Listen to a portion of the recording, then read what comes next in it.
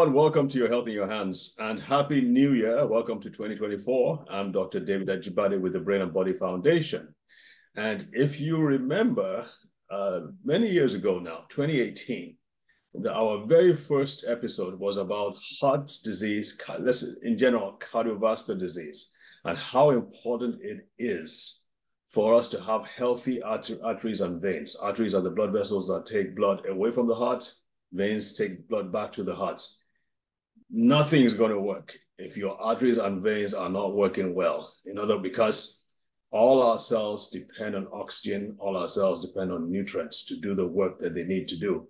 And they have to take waste materials and debris, other things that are toxic to the body. The veins need to take them away from the cells and the tissues and the organs. So our cells and tissues and organs, like the brain, like the lungs, like the liver, they all need oxygen and nutrients. Then once they've metabolized or they've broken down these oxygen and nutrients, they create waste products. Those waste products need to be taken away for them to be healthy. And this process is done by the arteries and the veins. The greatest disorders, the worst diseases, the number one cause of death worldwide is as a result of things going wrong with the arteries, specifically arteries, and to some extent the veins, but it's primarily with the arteries. We've discussed also that Africans, people of African origin, Black, dark-skinned people like you and me, have the highest rates of cardiovascular disease in the world. Now, we have higher rates of a lot of other things as well, like cancer. But we want to focus primarily on cardiovascular disease. And what we're beginning to see is that we're beginning to see these problems arise even in younger age groups, like in the teens, the early 20s, and so on. So in short, for you to be healthy, your first priority, your very number one priority, is to have healthy blood vessels, specifically healthy arteries. And we're going to be talking about that to some extent. On our show today, our special guest is Dr. Nelson Aluya. It's a pleasure to be here. Thank you for having me, David. It's a pleasure. Absolutely. Well, just tell us a little bit about yourself. Let's know your interests before we get into this topic. Originally from Nigeria, born, bred, educated primarily. I went to the Great Ahmadu University where I graduated from medical school and then immigrated to the United States. Not necessarily out of Jacpaism, but as a result, as a result of seeking the desire to become one of the best in the area I've chosen to become, which is medicine. So, and I always tell people this, if you want to be the best, you must go where the best are. And as at that point in time, I think till now, the United States is still about the best when it comes to medicine and the technology involved in the medical practice. So yes, I did come here over 20 something years ago now. And then all through did my residency, trained in both medicine and pediatrics. So I'm double trained. I often joke and I say I'm two doctors in one. So I take care of babies all the way to, adulthood, 100 years old plus. I eventually became an assistant professor at the New Jersey Medical School, Rutgers University. And then became until a month ago, I was the chief medical officer, that's the CMO, which is equivalent to CMD in Nigeria, that they say, of a Federal Health Qualified Center here in the state of New Jersey. So let's get into this. Cardiovascular disease, in spite of all the huge leaps and bounds that have been made in the Western world, we're still seeing inordinately high levels of cardiovascular disease and hearts and really deaths from heart attacks. Although I would you say it has reduced in the Western world somewhat? I know it hasn't reduced in the third world countries, but in the Western world, what's your impression? Well, cardiovascular had, diseases like you just mentioned, and in your introduction, we talked about cardiovascular, meaning vascular, arteries and veins, as well as the heart, including the brain. That's basically what the cardiovascular system is comprises of, and it's still the leading cause of death here in the United States. on the average, about 660,000 people die every year from cardiovascular disease, followed by cancer and every other thing. The only other thing that came next to it was in 2020 when COVID ran up to 620,000 people dying in that year in the United States. So it's still the leading cause of death. And globally, it's still the leading cause of death globally around the world.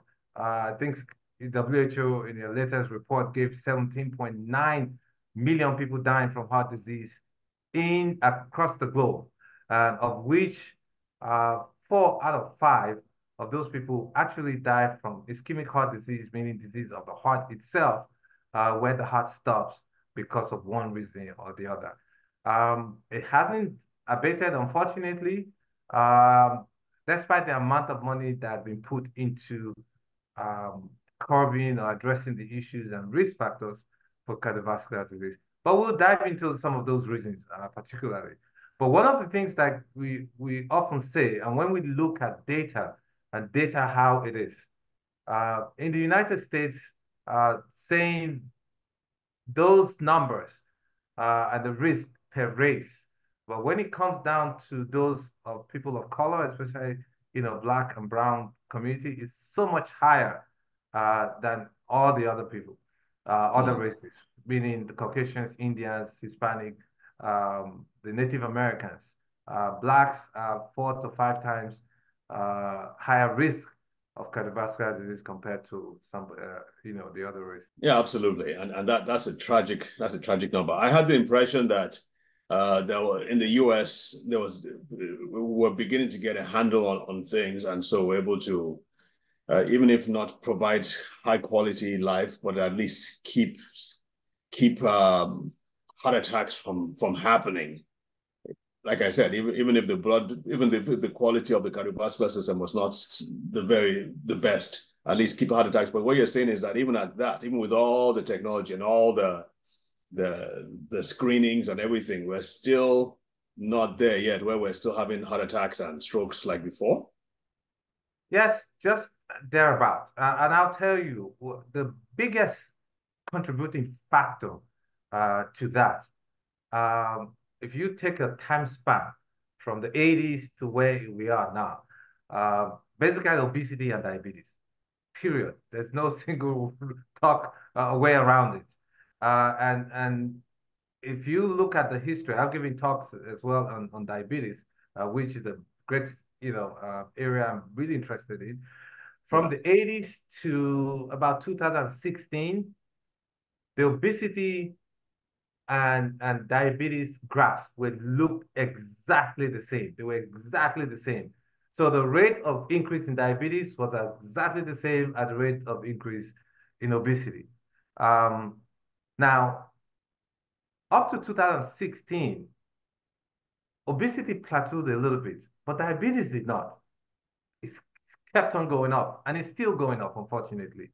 And if you understand what diabetes is, it affects the brain and every other tissue or every other system or tissue in the body.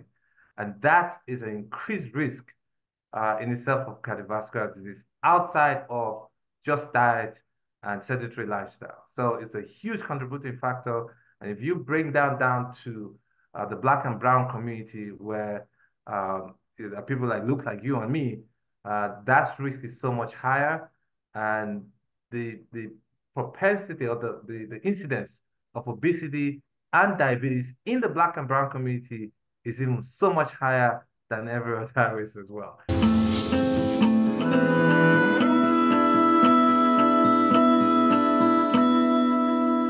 Okay, so obesity, diabetes, those are big problems. It's also happening, obviously, in places like Nigeria, which has the largest number of Black people on the planet. So those ones who are living in poverty cannot be obese, I don't think, right? And they're not eating fast foods, but that's for sure. Right. So what else is going on? Because in Africa, Nigeria, the rates of heart disease are rising as well, but they're not eating fast food. What is going on, and what can be done? I know we're living longer, so the life expectancy is increasing. But like I was saying in my opening monologue, it's like we're seeing heart disease increase. I mean, when I had this Professor Anuma, she's an endocrinologist, and she was talking about how they would go and do just like spot checks in schools. They'll do their blood pressure measurements, they will do their blood sugar measurements, and she'll find out these kids are already having high BP and high blood sugar. And to me, I don't think you will see like those kind of results in schools in the US, which are predominantly white, maybe among the black schools. So it has to be something that is beyond just environmental, that is probably more intrinsic to us and more genetic, that is making us more prone to having cardiovascular disease. And the sooner we begin to put the spotlight on it and explain exactly what that means to the layperson now, doctors need to be aware of it, that's for sure. But the lay people too need to be aware of their risks and why that is so. So let's discuss that a little bit. Why is it that Black people have such higher rates of these conditions? Well, I'll tell you this, and I'm glad you brought that up. From genetics to and the environment and all that. And I'll use one singular word first before I go into the details of it. Epigenetics. Epigenetics is a new term that got really popular recently within the last 10 years, but was actually first described in the 1970s. What it means is the environment where you live has a way of affecting the way your DNA expresses itself. It does not change its DNA in itself. It does not change the core fibers of the DNA. It changes the way the DNA expresses itself, meaning the enzymes that the DNA constitutes for, the environment where you live can affect that. And as it affects that, it expresses certain things, meaning the risk of diabetes, the risk of you having high blood pressure, the risk of you becoming obese, the risk of you with cardiovascular disease. That's how it is. Now, putting that in our mind, we need to begin to draw inferences from different ends and tie them up to how our environment is changing how we perceive disease, how we view disease, and how the disease affects us and the steps to which to handling those diseases. And this is really very profound. And one of the things when I told you I'm a medical advocate is that I pay attention to not just the environmental factors anymore, but also understanding what are the genetics that are out there that we inherit that are affecting our risk for diseases, including cardiovascular disease. Now, you brought the issue of blood pressure in children. They did a landslide study, I think, in the 1990s, where they took blood pressure across 51 countries for over 3 million children. And they realized that the blood pressure, because I'm a pediatrician as well. Unfortunately, we don't check blood pressure up till age 10. And then we begin to pay attention to, checking blood pressure and all that. And unfortunately, they now realize that a lot of those children at age 10 tend to have high blood pressure as well. And these changes that take place in the small vessels of the heart and the body, the effect of blood pressure actually start really, really early. Down the line to a point where by the time you become an adult, to age 40, 50, that's when you begin to see the true effects of high blood pressure, consistent or unabated high blood pressure over time. Now, drawing that again to obesity, we know that the obesity rate here in the country, like I said, in the US, starts skyrocketing in the 80s. And that, again, has to do with the lifestyle and the policy changes that came around this lifestyle when we now start having more GMO, genetically modified food with the kind of sugar, polyunsaturated sugar that was introduced into the food that people eat. And that increased the incidence of obesity, and that took on to what we now have today. Now, in pediatrics, if you're obese at age 10, the chances of you being obese for the rest of your life is up to 60 to 70% if you're Wow. obese at age 10. So, and that's why we must pay attention to obesity, even in Nigeria right now, on the entire African continent, because where the US was in the 1980s, we're just at the beginning of it right now. We're right at the cusp of it. And that's why we must begin to take cognizance of this, and everybody has to be involved. You, me, those in the diaspora, those in healthcare policies and management, the non-governmental organizations, we need to begin to sound the alarm. And I'll tell you why. I begin to see the obesity rate, in as much as we're still the what do you call it, poverty capital of the world, the obesity rate is still increasing. You know why? Because our lifestyle is changing.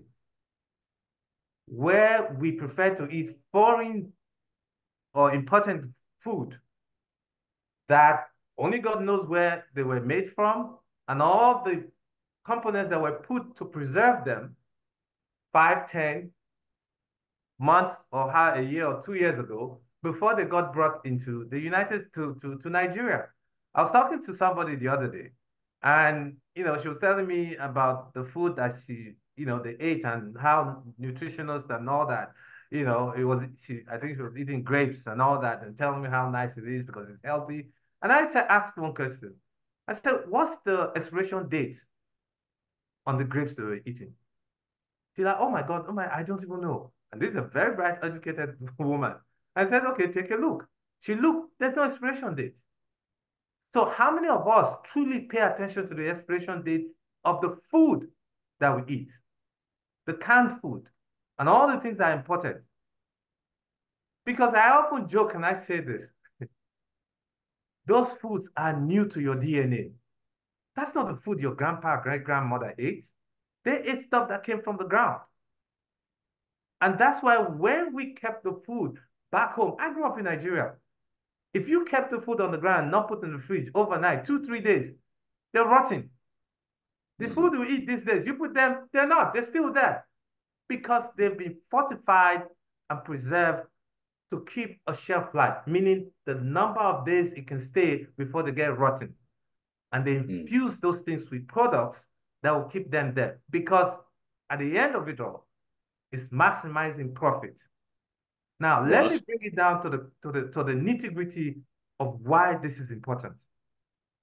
There's a study, look it up, diabetes and obesity, especially diabetes. And I'll tell you, and I'll bring you I'll bring into the genetics of some of these things as well. In the 80s, Africa was described as a continent without diabetes. In the 80s, not too long ago, in the 80s. Now, by 2016, when WHO and the CDC, Center for Disease Prevention here in the United States, declared diabetes as an epidemic. 2016, because they now understood the global impact of what it is that is affecting what diabetes is doing to all of us. So it was declared an epidemic in 2016 by the WHO and CDC. Now, as at that time, globally, there were 383 million people estimated that had diabetes, 380 something million. Africa, at that point in time, was just about 17 million. But guess what? By 2020, that number had gone up globally to about 420 million.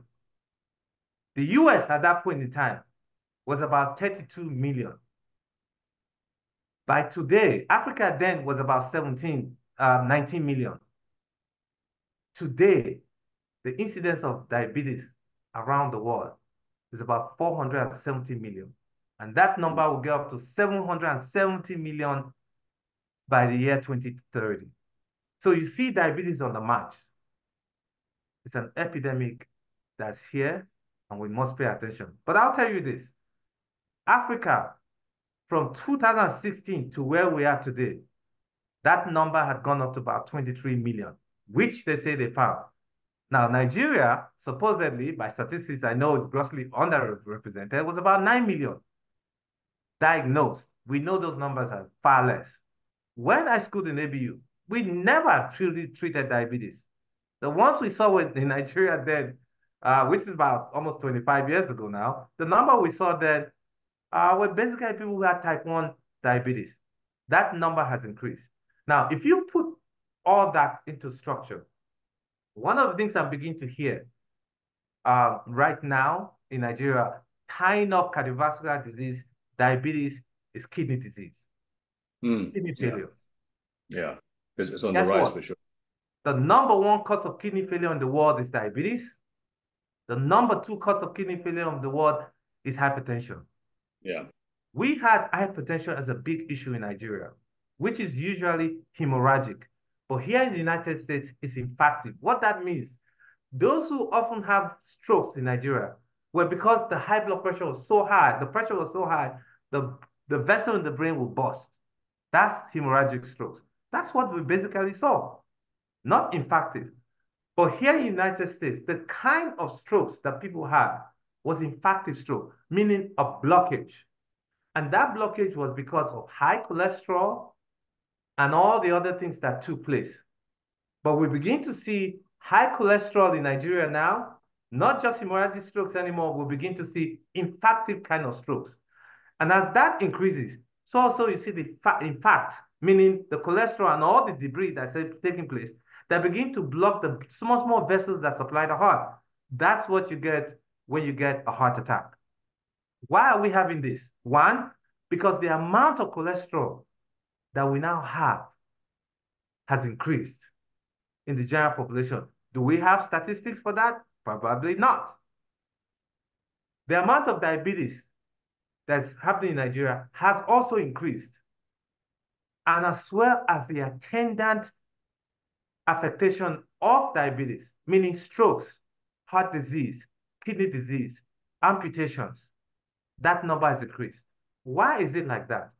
Because diabetes in itself, what it does, it actually affects the small vessels, and it changes the small vessels and begin to make them thicker and increase the debris within the small vessels, so that the small vessels under normal circumstances can expand and contract.